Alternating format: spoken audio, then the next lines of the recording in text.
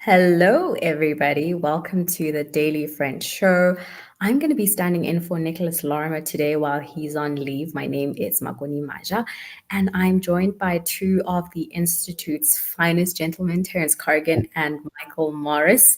Let's start with Terence. Terence, how have you been? How was your Mother's Day? Tell us all about it. Well, not being a mother, it's probably wasn't really my day, but otherwise it was all right. And facing another grueling week as we count down to insanity. Indeed. Michael, how about you?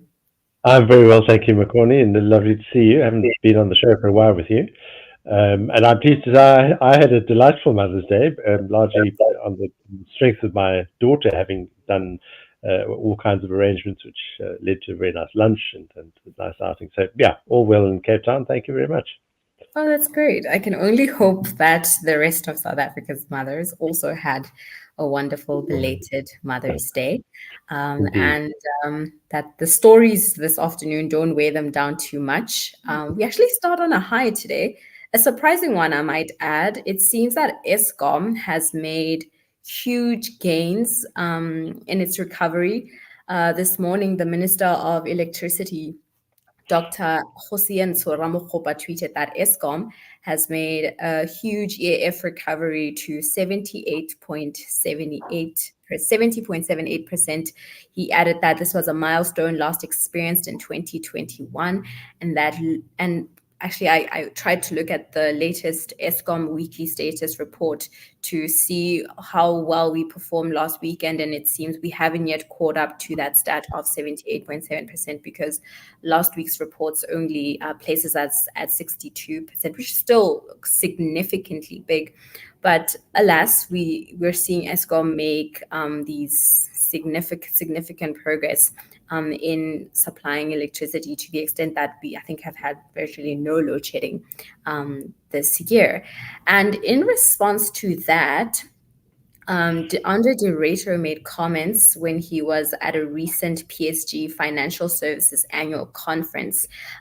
He said that Eskom is basically beyond the point of recovery, and that despite giving it his best shot at CEO, he could not fix the utility.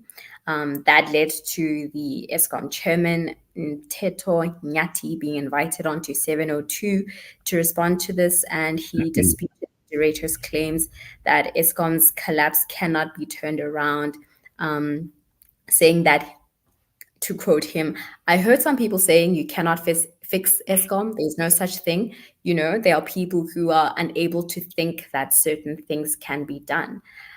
Let's start with you, Michael. What do you make of this? There's also been a lot of chatter about how this is because of the upcoming election and that they are politicking using Eskom to make electricity available ahead of the elections, but that will change and we'll go back to a load shedding status quo after the election. But it seems that Eskom has turned a corner on this. What do you think about this story? It is very interesting. The other aspect to it is also a piece which I hope I'm not jumping the gun in a sense here, but a piece on the Daily Maverick by the Maverick's business editor Tim Cohen. I'll come to that in a minute because I just want to dwell very briefly on another comment that Mteto Nyati made. Just immediately, actually, after the point he made in the quote that you've just given, where he says that people who can't imagine things being done right, and that's fair enough, must not stand in the way of the people who are doing those things, which is what we are exactly doing. So, on the one hand, I think he's absolutely right to discount mere pessimism and its evil cousin, cynicism, which I think can be a terrible thing. There was a time in South Africa, I remember The Economist, I think it was in maybe the late 80s, who The Economist said that if pessimism was an export product, South Africa would be a very rich country. And so there is this risk that we face. We've always faced it, I think, of always seeing the worst and always imagining the West. And I think Dr. Nyati is correct in alerting us to the risk of simply dismissing things and saying, no, it'll never happen. It can't happen. We can't fix ourselves. But the contrast to that sentiment is actually contained in Tim Cohen's piece. Headline: Business has saved the ANC's bacon on load shedding. Perhaps a chair is in order. And in this piece, which we're going to deal with in more detail just now, I think, is a kind of modelled scenario produced by the National Energy Crisis Committee, NECOM. This is a body which incorporates both business expertise and the state. So Eskom people are in there, but it's by no means Eskom on its own. It's by no means business on its own. It's a kind of partnership thing. Key part being played by business. And there's a chart which shows the projected generation capacity. And the most telling thing there is that from quarter of Q4 2024, the last quarter of this year, all the way through next year, the projection is that Eskom's performance will plateau at the kind of lower end of the generation scale or generation capacity, and the huge increases in generation, which NECOM believes it means that we'll be pretty much relieved of load shedding by the end of next year. Those huge increases they've kind of the saving grace in the sense are all coming from new generation from the private sector. So there is this contradiction. Nyati is, I think, correct to say that we shouldn't simply be pessimistic, but there's some irony in the idea that it's the pessimists who are standing in the way. Tim Cohen's very blunt assessment is that one of the key reasons for the success of the business contribution to electricity generation and the reduction of load shedding is precisely that, even if reluctantly, the government has conceded that it needs to stand back and allow those who can do the fixing to do the fixing. So that's as a kind of preliminary. There are other things to be said about this, but I'd be interested to hear what you and Terence think about that. But yeah, as a preliminary assessment, that's I'm also noticing, Michael, that there seems to be a bit of a turf war brewing over who gets credit for this recovery, right? Because as you point to Tim Cohen's article in the Daily Maverick, there's a discussion there about NECOM's role. And yet when this morning I watched Dr. Hossein speak about how Eskom managed this recovery, and also when I look at the Eskom chairman, Dr. Nyati, discuss how Eskom arrived at this, he just primarily wants to make sure that it's clear that it has nothing to do with the maintenance that was undertaken during Durator's time, that this is because of reports that the board put together and they were approved last year, and that progress should, in terms of Eskom's recovery, should begin to be gauged from last year. But Terence, I'm wondering from you what you make of Eskom's recovery. Are people being cynical to suspect that it has something to do with the elections, or is it sustainable recovery owing to this planned maintenance? And let me help you there with a sentence from Dr. Nyati. He said that plan is really about accelerating and executing planned maintenance. And that planned maintenance we did, unlike in the past, changed because we made sure that we were partnering with the original equipment manufacturers. So there you go. You have NECOM on the one hand providing reports at a different event about the recovery from Eskom and their influence over that. And then you have Dr. Nyati saying, yes, there's been maintenance, and Durator is the one that I think accelerated a lot of the maintenance, which is why there was so much load shedding under his term. But that, differently from Durator, they involved the original equipment manufacturers, and that's why there's such a stark difference between how they do maintenance and how Durator did maintenance. I think that it takes a very brave soul not to be cynical in contemporary South Africa. That being said, look, strange things can happen. Just before we started, we were talking about the pre-transition era, which both Michael and I are old enough to remember. Makone, I think mercifully you might won't remember it. But the point is that that there was really a sense that something was going very, very badly off track. and the notion of a sort of apocalyptic civil war was not an unreasonable one in the late 1980s. Then things direction was changed, and although we got a new set of problems, we managed to kind of fairly successfully put those behind. So there is precedent for this, but I do think this whole debate says a great deal about what ails the country. As you say, the feverish attempts to try and write XYZ out of the story. The fact that we had to have 17 years of it before it would condescend to allow the greedy white monopoly capital in. I think this is what I've said this many times, and I've said this to many visitors to South Africa. How should you understand all of this? And I said, you can't. This is what happens when you have the dread hand of ideology lying over so many of the decisions that are taken. The idea that you would possibly, cede control to the commanding heights of the blah blah blah blah blah. This is a public good, not a blah blah blah blah blah blah, etc. etc. etc. I don't think there's anything intrinsically negative about a state-owned enterprise, or intrinsically positive about it in the private sector. I just know that we're in a situation where public sector in this country has not shone. Certainly not in Eskom, because often the room is dark when Eskom is the provider. If I remember correctly, Andre de Ruyter did recommend going directly to suppliers, and if they're doing it now, I'm not sure of the details, but I think that probably represents the slaughtering of a holy cow, because presumably there's no unproductive middleman, getting a 30% commission. What this suggests to me is that perhaps they are going to go and speak to the Japanese or the German or whomever is manufacturing this stuff and say, these are the parts we need, and getting them at spec, rather than trying to use Eskom procurement for all sorts of subsidiary demands.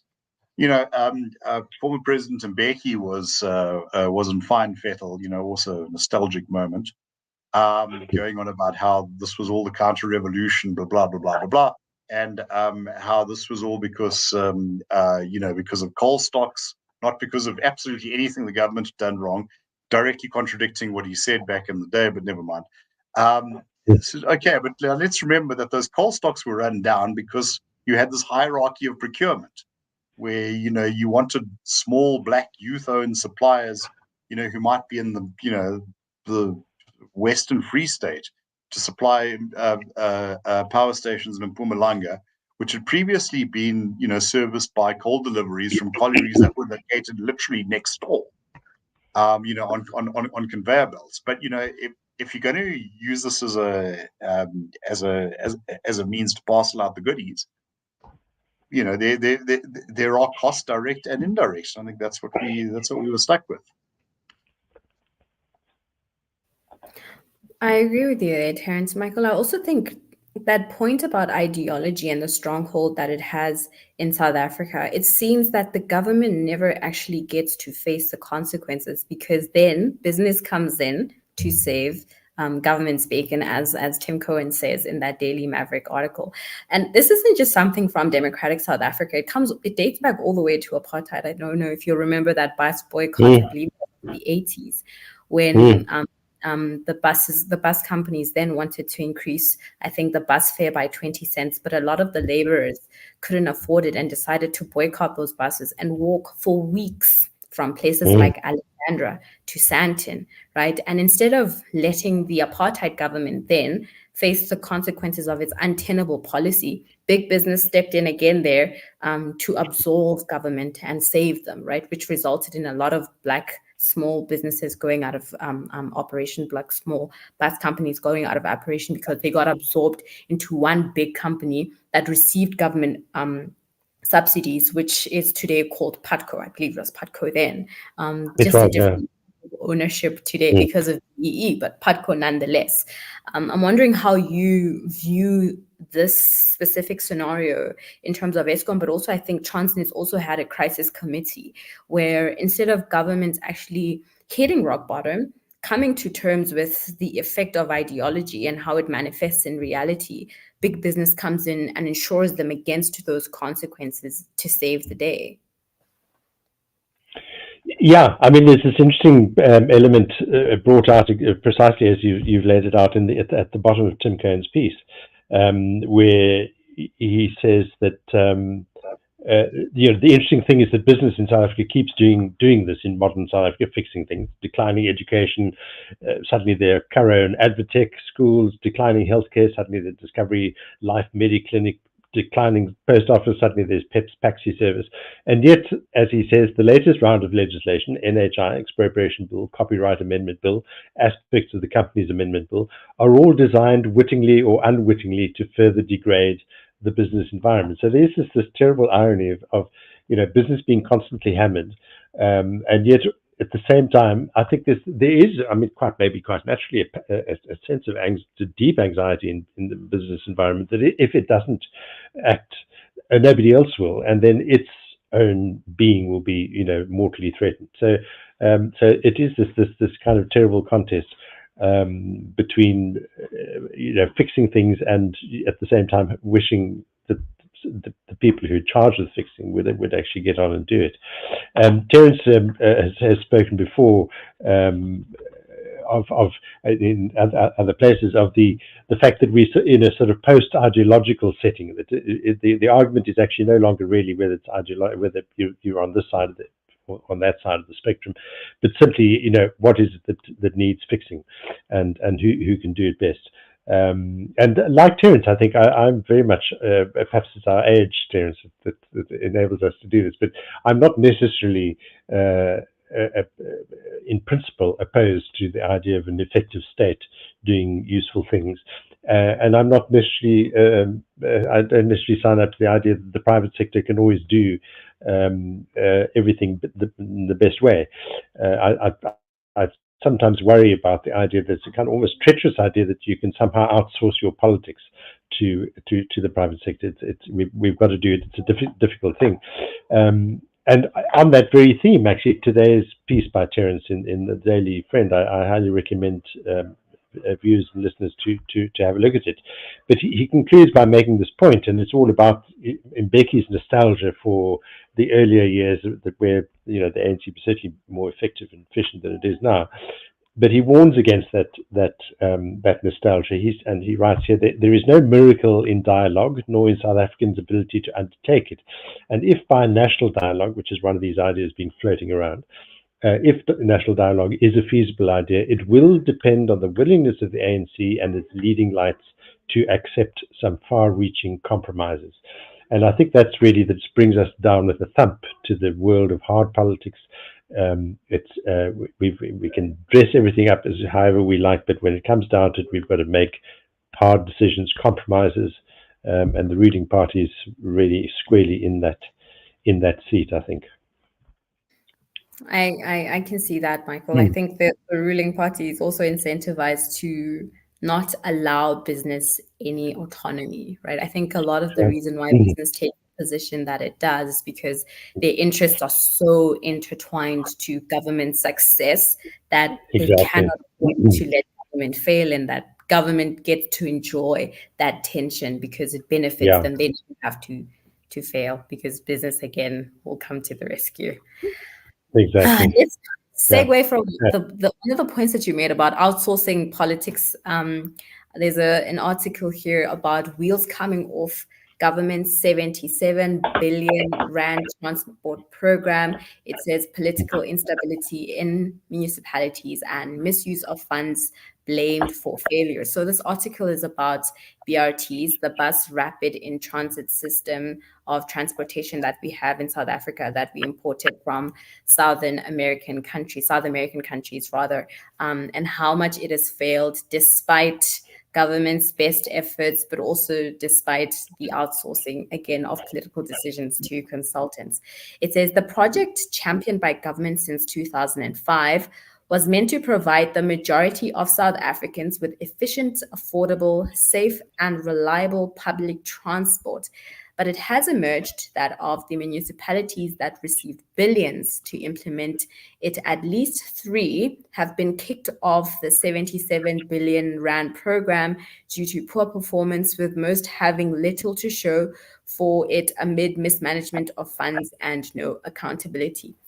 Terence, I'm keen to hear what you think of this. These are buses like Arieng, like Rea Vaya, those very nice ones that are air conditioned, that have their own partition on the roads. There's so much infrastructure has gone into allowing these buses to travel, and for there to be a good ecosystem of transportation in South Africa. I believe the ones in Pretoria even have a universal card, right? So if you have the Arieng card, you can use it to jump on the Gautrain, and the buses are built, the bus stations are built so that they're close to other systems of transport, so that there's a nice flow there within the transport ecosystem. But it seems that the planning for these BRTs has just been to the neglect of many of the populated areas in South Africa that would most benefit from these buses, and also ensure their success, right? Because in modeling against those South American countries with high population densities, that's how you really get them to be successful. They need to travel in areas that are densely populated.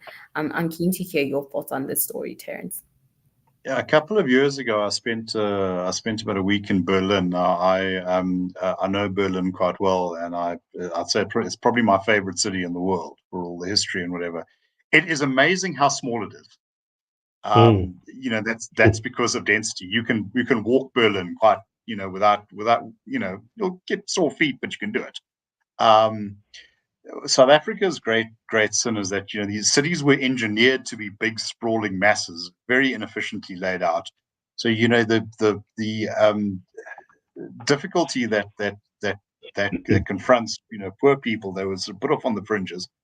It's enormously expensive to go and find work. So a good transport system is essential. The problem, of course, is that you're just having to service so many different areas that with the best will in the world, you're going to struggle.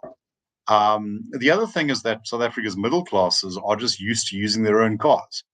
I mean, there is a Rea Vaya that goes near where I live, and in Berlin, in Taipei, where I lived for 4 years, I use public transport every day.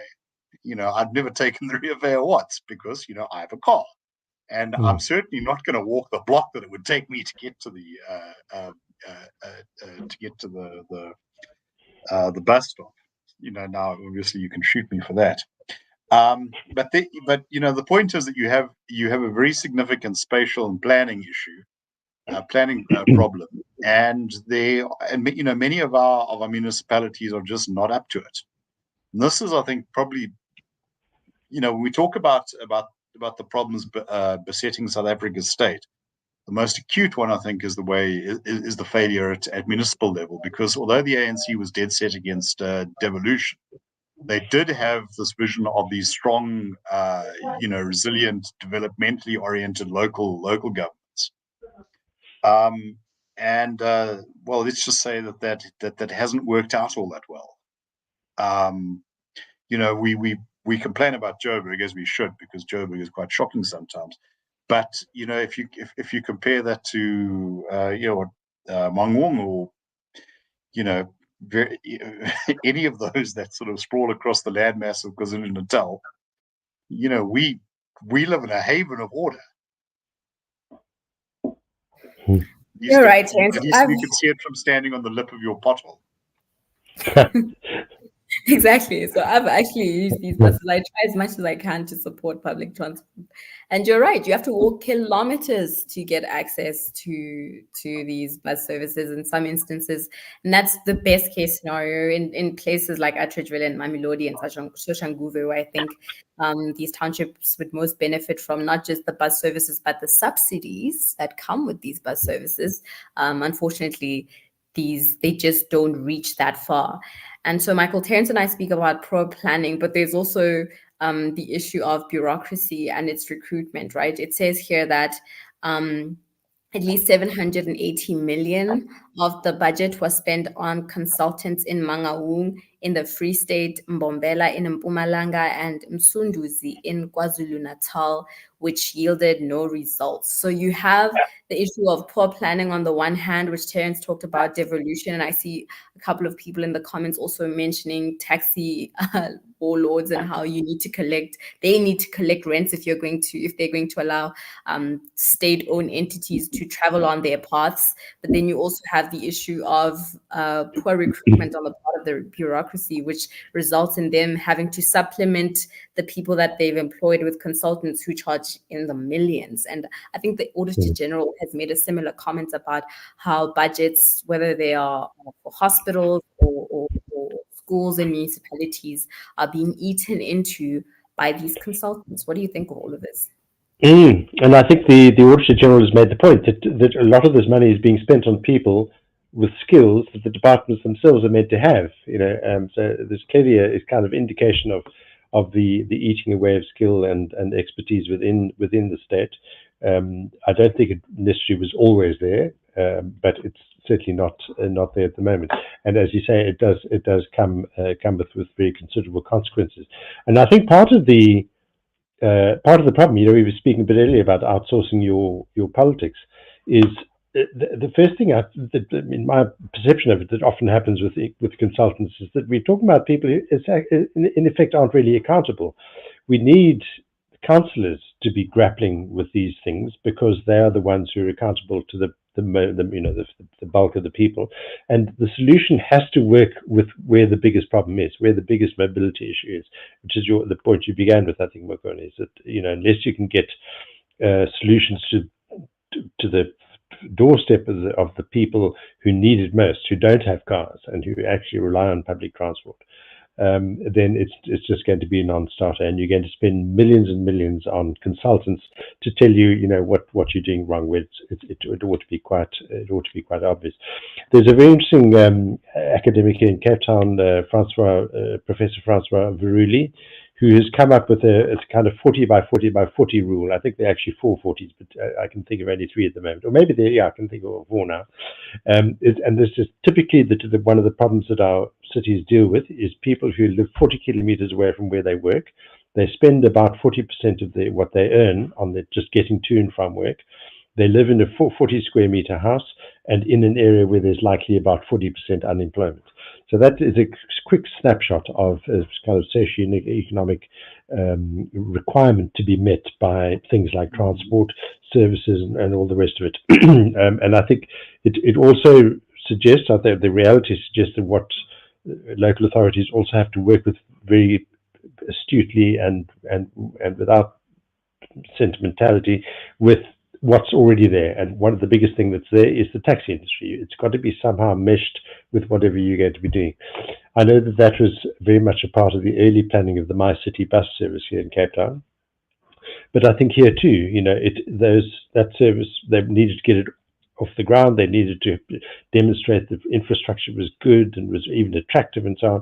So it tended to be, Sea Point, West Coast a little bit, airport, but really, you were spending an awful lot of money without perhaps confronting what the real issue is, mobility of people who need it, and who are ultimately the kind of backbone of our society. We can't allow people to move and improve their even just in that mobility, but the economic mobility and social mobility on top of that. It's not going anywhere. Terence, you've got something. No. Yeah, I agree wholeheartedly, and I think therein lies the conundrum because we've spoken about the construction mafia in previous shows, but in a way, the pioneering force behind, let's say, aggressive rough housing business was the taxi industry. You know, I remember my late brother saying, I think it's about 1995, 96, the national taxi task team, because he was very much involved with transport insurance.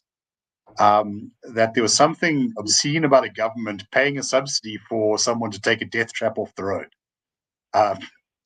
And you know, especially when the people you were trying to incentivize didn't pay tax and had no intention of doing so. And you know, I remember when Rio Vaya came to Johannesburg, it was actually delayed. And this is one of Jacob Zuma's first acts when he kind of was the ANC presidential candidate. I like dogs myself. Let's delay this one until after the election.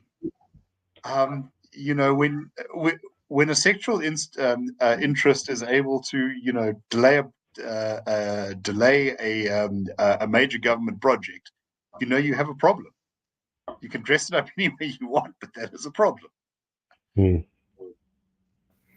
That's true, Terence. And you speak of the blue collar mafia there in construction and in taxis, but there's also the white collar mafia, and that's the construction, that's the consultant mafia, sorry. I think Kay Ambrose in the comments. Consultants, I think Kay Ambrose says consultants are a tool in corruption often. You remember during state capture as well that Bain was found to have been doing some dodgy things there to try and capture SARS, along with the Jacob Zuma appointed Commissioner Tom Moyane. The whistleblower from Bain showed that SARS was at its peak performance. It didn't need consultants to come, especially consultants from Bain who've never done any tax revenue collection work, for them to come in and try and impose themselves on SARS. So yeah, all the mafias in South Africa got a bit of a hit from that one. Let's slide in the final story. I'm going to read it very briefly. And it's four scenarios modeled by Oxford Economics Africa into the potential political outcome and scenarios. There's one here. He titled the story, "The Rosy ANC DA Coalition Scenarios Also Has Risks," says the forecaster, in which they envisage that in the scenario, the DA would partner with the ANC after being given assurances about economic liberalization and prudent public spending and the promise of major cabinet appointments. The changes implemented by the new team would take effect to reflect it. But then again, not much has to go right for the economy to grow faster. Michael, what do you think about the potential scenario between the ANC and the DA? People keep bringing it up in the media, despite the fact that there's a whole coalition that's been set up to rebuff the possibility of such a coalition going into place. But the chat remains nonetheless. Yeah, I mean, you know, on the one hand, I think one of the great things about the best kind of politics is that anything is possible. Anything should be possible. And so it's in a way, you know, I think quite a good sign if we are able to actually contemplate some unthinkable things. Terence was talking earlier about the 1980s, and I think that was very much what was essential then, for people to actually genuinely think to themselves that the country was ready for change. Everything could change, and that would be fine. That would be an improvement. And I think that's possibly where a lot of our society is now, that there is a sense that, you know, certainly people think we need to change, but some unthinkable things might be more tolerable. One of the things that I especially liked it was your part of your closing or your opening comment there, was this Oxford Coalition or Economic Modelling Group. I forget its proper name, Oxford Economics Africa, noting that not much has to go right for the economy to grow faster, and this is really, you know, relates to a lot of what we've been talking about. Under these circumstances, there are potentially, you know, quite quick gains, but the thing that they raise is the risk that things might not happen quickly enough, or they might be discontent in maybe the civil service and so on, and that we'd be heading into rough waters. And that's it's always a condition. I think in South Africa, it certainly was the case in the 1980s. Terence referred to the prospect of a kind of race Armageddon, a race war here. A lot of people were very anxious about that. There were certainly tensions were very, very high. There was lots of violence and so on. And the risks were high. Would we be able to pull it off? And I think not quite the same way, but a lot of people do feel risks are quite high now too. People, especially who maybe don't have a lot to lose, are very anxious not to lose that little bit. And people who do have a lot to lose are also rather anxious about making a choice that means that they won't have to suffer losses. So yeah, it could go any way, but I think it's quite a healthy thing that we're in the circumstances now where people are willing to contemplate unthinkable things. Definitely. Terence, they speak about an upside to this rose-tinted coalition scenarios. They say that it could be positive for investor sentiment, strengthening the rand throughout the second half of the year, while bond yields drop as investors' opinion of fiscal outlook improves. Are we looking at this as too much optimistically because of the alternative of the doomsday coalition between, that possible alliance between the ANC and the MK and the EFF? Or is this really one scenario that could actually help in South Africa's ailments? Look, there's some polling evidence that shows this is actually quite a popular option amongst about 70% of the country.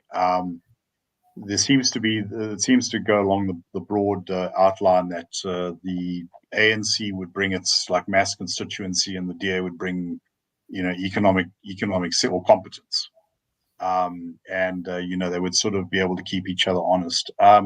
I think that there's probably I think that you probably find that sentiment would be quite well represented in business. They would hope for some economic rationality, and also to have the ANC on side as a stabilizing influence rather than outside. Because in instances where the ANC has lost power, it has become quite unpredictable. If you think about when it lost the Western Cape, it assets stripped as much as it could and transferred, provincially owned land to the national government. I mean, it was really quite appalling behavior. Whether this could work, I don't know. I think it would ultimately come down to one thing. Here, funnily enough, it's not the ideological orientations that concern me that much, but the ANC's worldview and sense of itself as being the kind of natural, immutable, and eternal leader of South Africa. That it represents a kind of general will, while the DA represents a kind of illegitimate insurgency. So and I think also, unfortunately, that the state has been compromised, it's been politicized, and it's been penetrated by criminality. I think that, funnily enough, that's actually worked quite fiercely against the ANC's success. I think it would be an extremely difficult prospect for a current opposition party to take over. I do see that some of South Africa's prominent commentators like Milani Verwoerd, call for this, but it really seems to be, well, it must be done on the ANC's terms. So she was saying in a piece a couple of weeks ago, well, the DA mustn't expect any important positions.